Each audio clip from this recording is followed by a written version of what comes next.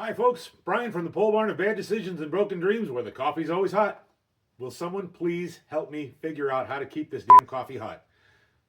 Thank you for stopping in. Grab yourself a cup of hot coffee and enjoy the video.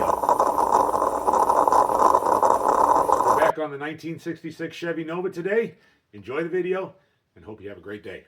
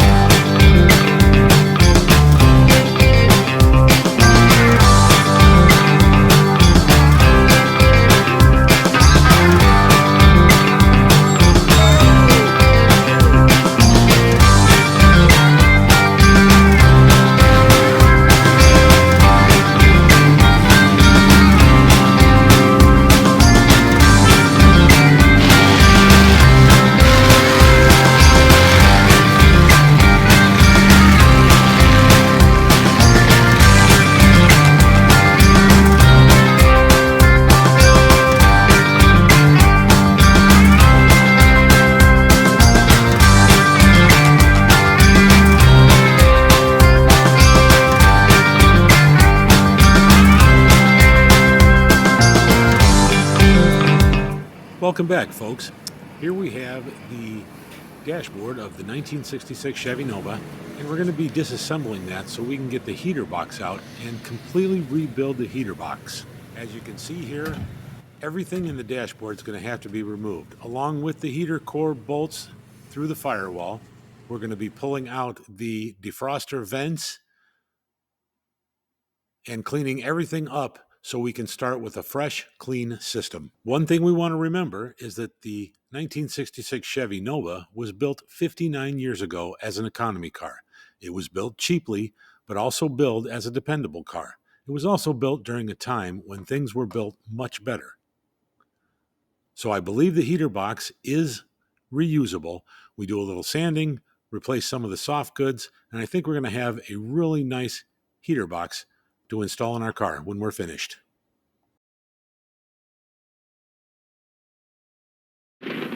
Some things are meant to endure.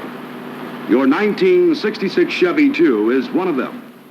A tough, durable, practical automobile, it was designed to give years of maximum service at minimum cost of upkeep and operation. Though Chevy 2 is more beautiful this year than ever before, though it ushers in whole new dimensions of style and luxury, it's still the car with the unmatched record for toughness, economy, and long-lasting durability.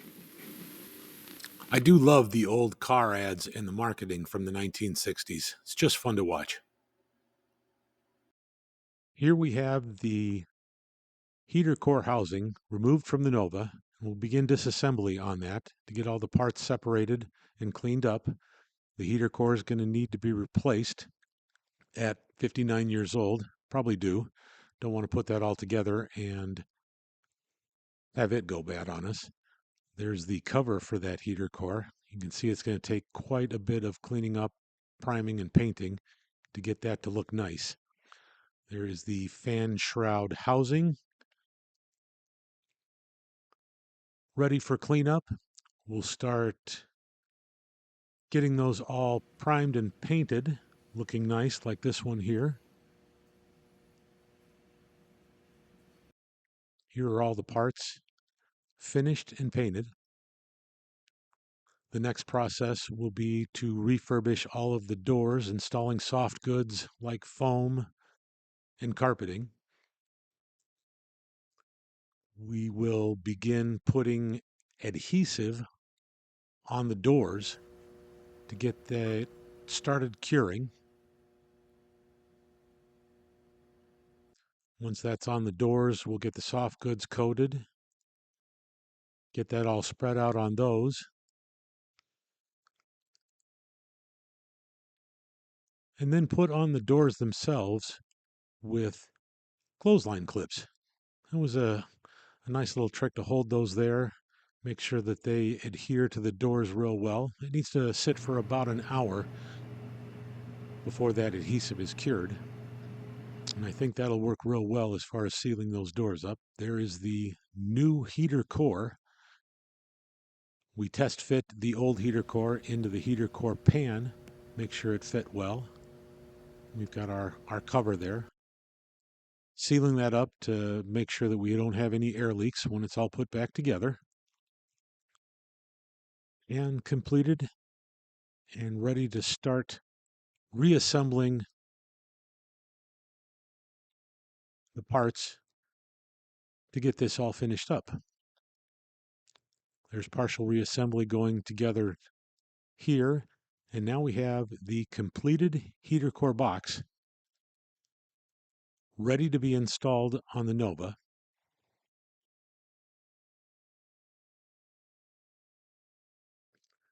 New fan in that fan housing. That's going to be installed up on the firewall on the interior of the Nova. There are the defroster ducts that needed to be removed, cleaned, and resealed.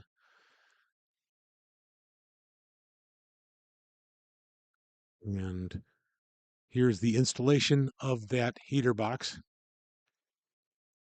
That's basically all completed. We still need to hook up all of our heater control cables on there, but that shouldn't take too long. Some of the interior pieces we've cleaned, sanded, painted, and ready for installation. Here we have the glove box removed, sanded, and painted, ready for reinstallation. We even repainted the cardboard glove box. There's the glove box door that we put a new emblem on. There's the glove box door that has been painted, same color as the dash, our speedometer housing, and the glove box hinge, along with the ashtray and the radio bezel. Here are some pictures of the parts during the process. There we repainted that radio housing in silver, glove box in black, and we put a base coat of white underneath the blue paint like the dash to make sure that the colors came out the same when they were installed together. The dashboard, before we began sanding, sealing, priming, and painting it, that all had to be cleaned up, sanded down, and smoothed out. You can see we've got some surface rust that is on the surface of that dashboard. Needed to get that cleaned up and looking nice for when it's all put back together.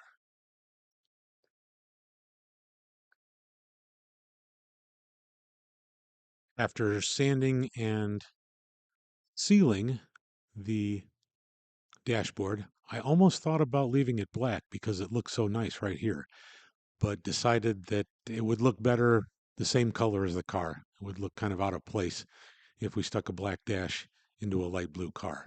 So decided to prime that dashboard in white so that when we laid that blue paint down, we had a nice light base to go over the top of, and the black didn't change the blue color darker, and even the white primer turned out real nice there. Let's take a little break from the still shots and show some drag racing.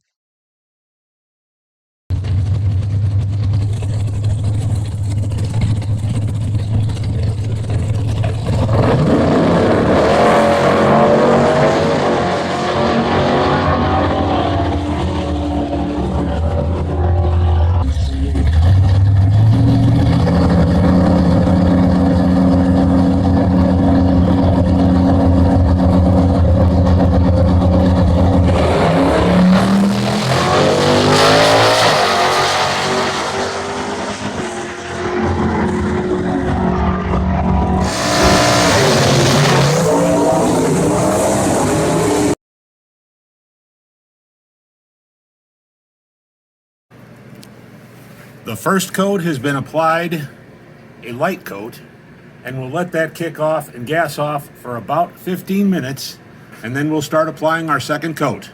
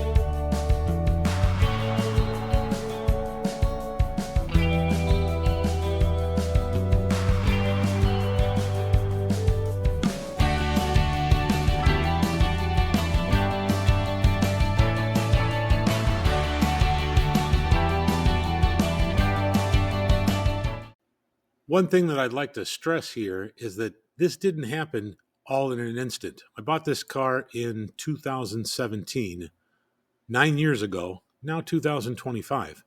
And that's why you'll see me in different beard lengths looking a little different. Short beard, long beard. I wanted to show this content because I thought there would be benefit for people to see the work that we've already done and what we've gone through so far. Here's a short recap of everything that's gone on in the last 9 years since 2017. We'll start things off right in the engine compartment, and we put a CCP front end kit on, trying to make the Nova drivability a little bit better.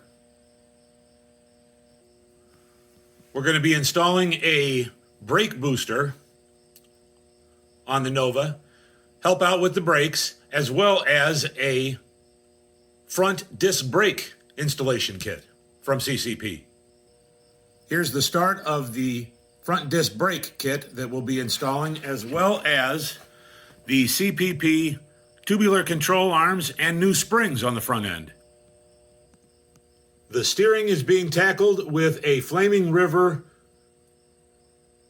steering box, and this is a quick turn steering box, which means there are less turns to get lock to lock for the steering. Here's a look from the lower side of that Flaming River quick steer box that we installed that replaced the original steering box that had an integral shaft that went all the way to the steering box and then to the steering column. It's a little bit safer with a collapsible steering column when we're driving. For the steering, we put in a new heater box fan to make sure that when we're driving in the colder weather, that this car stays warm. The whole engine bay was stripped down and repainted, so everything looked nice. Now, as you can see, we're missing a transmission and an engine in that engine bay, and we've got a brand new engine being rebuilt and a 700 R4 transmission that we're going to be installing so we can run down the highway and use an overdrive gear.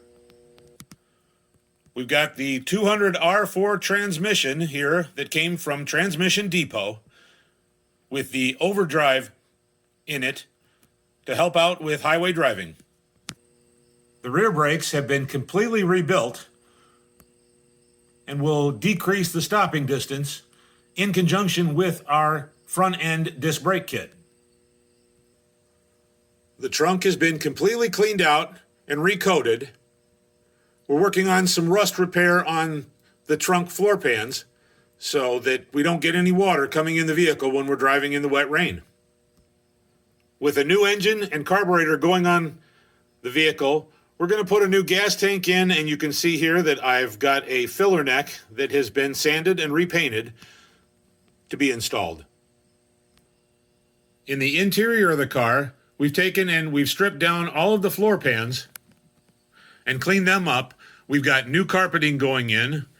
We also are going to do the package tray underneath the rear window.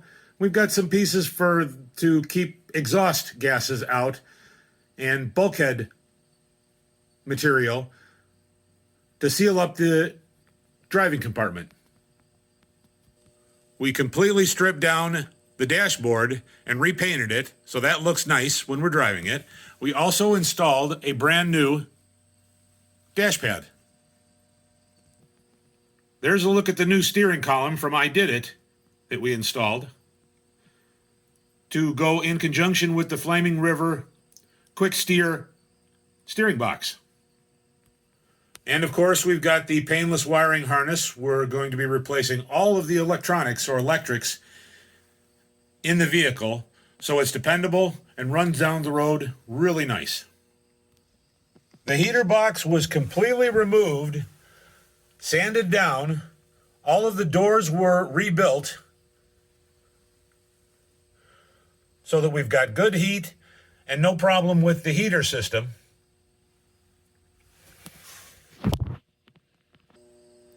We're going to be installing a set of Holley Retro Bright headlights so we can run down the road with plenty of lights. We've got all new lights for the marker lights on the car, and we'll also be installing a set of fog lamps that are amber in color. The interior will also get an air conditioning system so we can run down the road nice and cool in the summertime.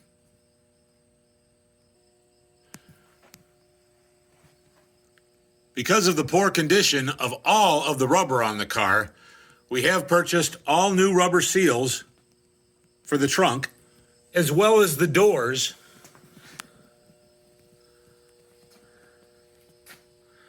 So the car is sealed up nice and we get a nice quiet ride. We've got a brand new Genie shifter to install on the 200R4 transmission for smooth operation. Now going underneath the car, we've got a brand new gas tank and straps to make sure that that engine gets good fuel and everything's clean. The rear suspension was all taken out, put new bushings in, cleaned up, sanded, and repainted, so that looks nice. The car came with a set of air shocks on it, so we replaced the rear air shocks as well. All new brake lines and fuel lines will be replaced. A frame stiffener kit was installed to tighten everything up and make sure that the unibody was not flexing too much. We went ahead and replaced the emergency brake cable to make sure that that functions correctly. The rocker panels were all cut out and replaced because we're going to install a set of side pipes.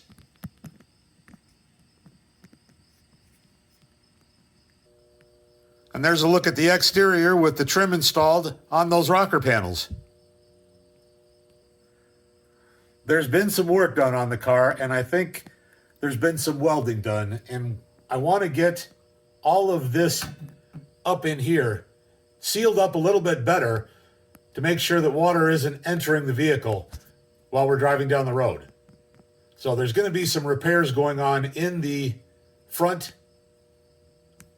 fender wells. And while we're underneath the front end, there's a look at that CCP front end kit that we installed. A little bit better. There were some repairs done originally on the car when I purchased it to the rear fender wells. So we went in, did a little cleaning up in there and resealing so that water is kept out of the vehicle as well.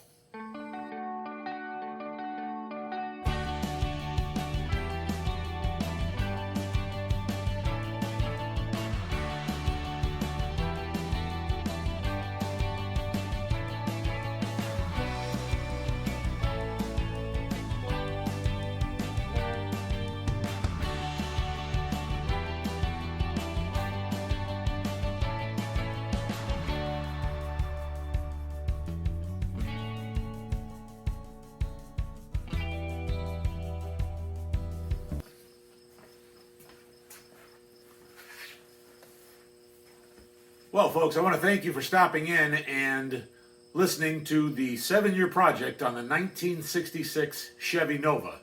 And like I've mentioned, this is not a restoration project. We're not looking to make this a show car.